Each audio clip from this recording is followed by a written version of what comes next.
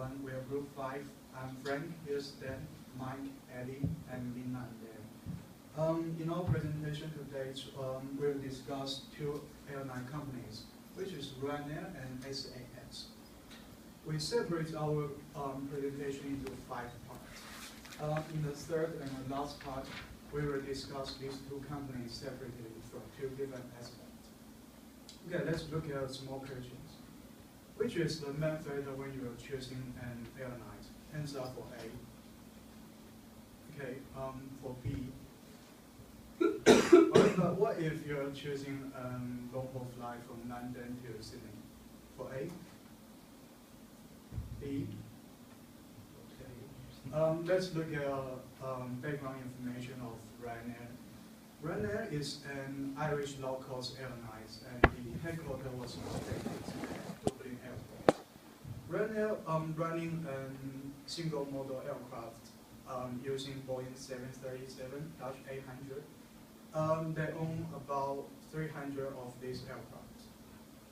Last year, they are the second largest airline in the Europe. And one of the characteristics of this company is that most of their flights are flying overseas. And RyanAir was founded by Christopher Ryan and Lim Longan and Tony Ryan in 1985. In the early year, they ran a loss. But since the restructuring in 1991 by the new CEO, Michael O'Leary, they started getting profits. Michael applied for new policies, which is no frills and no business class. They only provide a single cabin to all passengers, and with no reclining seats and no seatbelt pocket. By this way, they are able, also they only fly to local airports rather than international airports. So by these ways, they can reduce their costs, so they're able to provide cheap flights, and they got good reputation on on-time flights, so passengers are willing to choose them, to fly with them. So they are targeting to hit more than 80 million passengers this year. And of course, they can get a lot of profit from this. So they got about 13% profits growth last year. Okay, the Scandinavian airline system, which is so-called SAS. It is a flag carrier of Norway, Denmark, and Sweden. The headquarters was located at Stockholm in Sweden. SAS own about 134 aircraft. They're still buying new aircraft such as Airbus A350, and this kind of aircraft were delivered from 2018. Last year, they are the top 10 airline in Europe. The SAS was founded in 1946. In 1997, they are becoming one of the founding members of Star Alliance, which is the biggest organization between airlines around the world. They fly more than 1,000 destinations in 200 countries. During the crisis in 2008, SAS lost some profits, but since 2011, they started getting profits. Okay, then. Okay guys, so I'm going to talk to you briefly about the regulation policies that are in place in the airline environment. So EU airlines were regulated way after the US airlines had been deregulated. So there were strict rules on what the airlines could or couldn't do. So for example, there were regulations in place, rules in place that meant that airlines couldn't really choose how much they wanted to charge per seat. They couldn't really choose which routes they wanted to fly once they'd already chosen them, so it's hard to add or remove them. And fares were really expensive in the EU. The European airlines were under strict rules created by different governments, and there were really high barriers for entry, so it means that new airlines, it's really hard for them to establish themselves. The aviation industry was described as broken and dysfunctional. The 3 key reasons that we concluded for deregulation, so to abolish these rules, were firstly that they found that the planes being travelled on were only half full. And this is really bad because then obviously the airlines aren't making, like, they're not as efficient as they can be. They're flying all these planes but no one's taking the seats. They need to discount some of these chairs so obviously they can get more passengers on board and make more money. Secondly, removing routes is a difficult process, and so they were pretty much forced to fly these routes even if they were really unpopular. Obviously that's not a great business strategy. Thirdly, it was really hard for new airlines to establish themselves. They had to try and break the monopolies that existed. And so to try and counter this, there's a policy that was signed called the Open Skies Agreement, which is really interesting. And that's not me being sarcastic, it genuinely is quite interesting because it completely revolutionised the way people travel. So yeah, the EU states they just signed the agreement, and I will describe some of the changes that came into place. So firstly, one of the biggest changes is price setting. So airlines nowadays can sort of choose how much they want to charge per seat. Obviously that's got a great impact both for the companies themselves and for consumers like you and me to get cheaper seats on planes. RyanAir took this to their advantage. They found a gap in the market. They think, oh, hang on, no one's doing a budget system, or some people are, but we think we can do it better. Let's go for really cheap seats, and sometimes you can even charge free seats and then charge them a little bit extra for additional items. SAS, on the other hand, they wanted to sort of maintain their sort of luxury service, and they didn't really go down the route of going for cheaper seats. RyanAir, they're charging very little for their flights. You might have seen recently they're going to start a service from London to New York for £8. This is going to mean there's going to be loads of reductions in quality of service. It really is no frills. You're paying for a seat for £8, you're not going to get a lot. SAS, on the other hand, they're going to go for more luxury sort of base service. You can see here from the two cabins, who would prefer to be in cabin A on the left? One person. Okay. That was a RyanAir cabin, and it's not that great. Okay, second of all, one of the regulatory changes is the freedom of route choices. So I said before, it's a difficult process of adding or removing destinations. Nowadays, no single airline has the right to an international destination. Before, some monopolies could just claim to have a route, and that was it. But nowadays, it's a lot easier for airlines to just establish themselves in foreign countries and say, oh, we want to fly here, please. And yeah, so one of the final greatest changes is this encouragement of competition. There's no longer strict rules in place as to how often you can fly, what type of aircraft you want to fly. It's entirely liberated. Well, not entirely, it's very much liberated. And this becomes easier to compete with monopolies. Just as a quick piece of information, here's a route map from RyanAir's London Stansted hub, which goes obviously to several destinations, and the comparison here is one from Copenhagen for SAS. I'll now hand you over to Mike.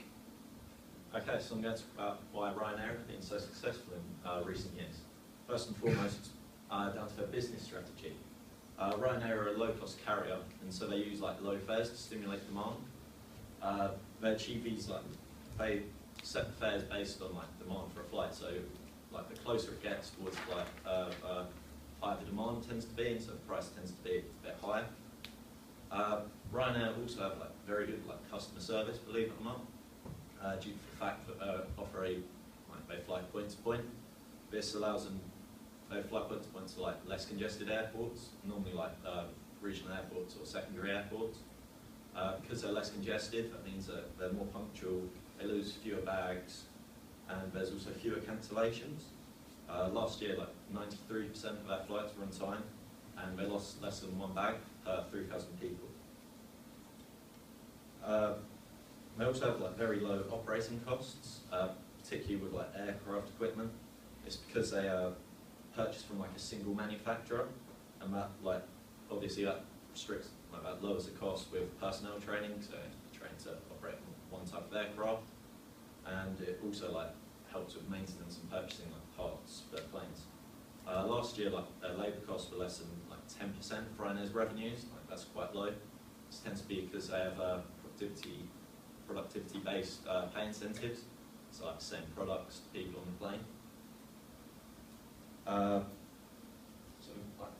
As I've said, RyanAir's one of RyanAir's strengths is low operating costs. I also also have a very robust financial position. and that's allowed them to like focus more on like expanding their fleet and growth, and it's helped them a lot in recent years. RyanAir do, however, have their weaknesses. For example, legal proceedings. There's often a lot of lawsuits taken out against RyanAir and people like making claims against them. At the moment, the European Commission's investigating RyanAir for unlawful state aid. If RyanAir found guilty of this could set precedent for other airlines to maybe challenge RyanAir for current airport contracts they hold, and so could damage their profits as well as their public image. The public image is also not too great. There's often stories in the media about how poor RyanAir's service is, and despite them being relatively punctual and not losing much luggage, they're actually voted the worst low-cost carrier. There's plenty of opportunities for RyanAir, however, to keep growing. Network expansion, obviously. Just this month, they're going to open up 4 new routes out of Manchester. There's also growing global air passenger traffic they can look to exploit. The IATA Airline Industry Forecaster 2013 to 17 estimates a 31% increase in global passenger traffic, and so RyanAir can look to exploit this. Also, as Dan mentioned earlier, RyanAir are looking to expand into transatlantic long-haul flights. I'm not sure if I'd be too comfortable flying RyanAir long-haul, but yeah, they're going to move into that. There are also many threats to RyanAir. Obviously, being a low-cost carrier, if fuel costs go up, that's a price they don't really want to pass on to their passengers, because otherwise they won't get the same, and obviously they won't be exploiting the fact that they're low cost. Again, that's similar with air taxes that are coming in, that again raise the price. And also there's also the problem of a tough operation environment. For example, in the winter months, they often have to ground aircraft. Last year they had to ground 80 aircraft in the winter, and they're forecasting that this year they're going to have to ground at least 60. That affects the revenue that they can make on flights and out flights, and also affects labour relations with the workforce due to hours that their workforce can receive. I'll now pass you over to Ellie, who'll talk about SAS. Okay, so unlike RyanAir, SAS have not been very successful since deregulation, and that's because of the strategy they've taken in response. And for the past decade, they've made a loss, apart from 2 small years of profit. So the first factor why SAS haven't been very successful is the strategy they've taken. It's a strategy of niche marketing which focuses on high quality, punctuality and being environmentally friendly. SAS's vision is to be the preferred choice of travel within Europe, and have a goal to be Europe's most punctual airline. In 2011, achieved this with 88% of their flights being on time. Obviously, these goals are costly to achieve, and therefore prices have to be set higher. This is important for SAS as their business model is focused on extremely price-sensitive short-haul flights. It's been unsuccessful to them. As she showed earlier, price is primarily the most important factor when choosing a flight.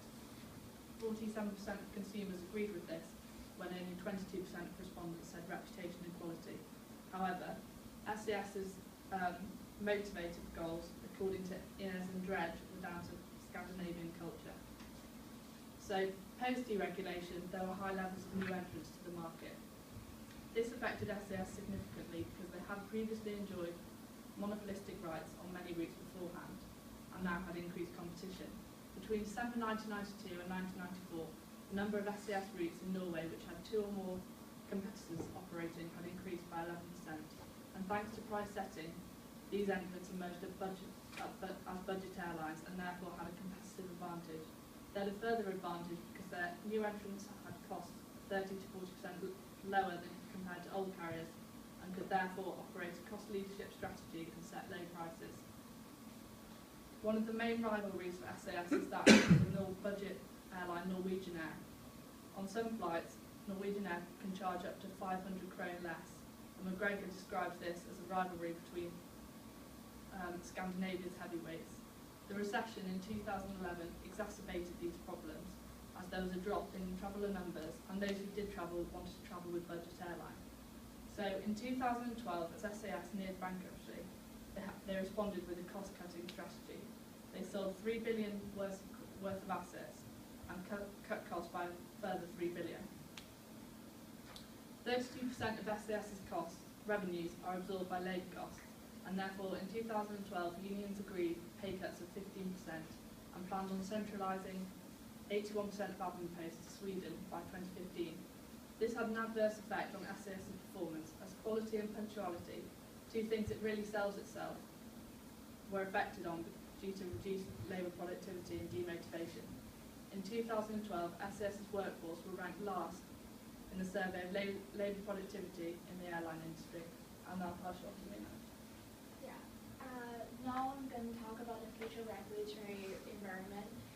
After airline companies started to benefit from deregulations, environment and safety issues are drawing attention for future regulations.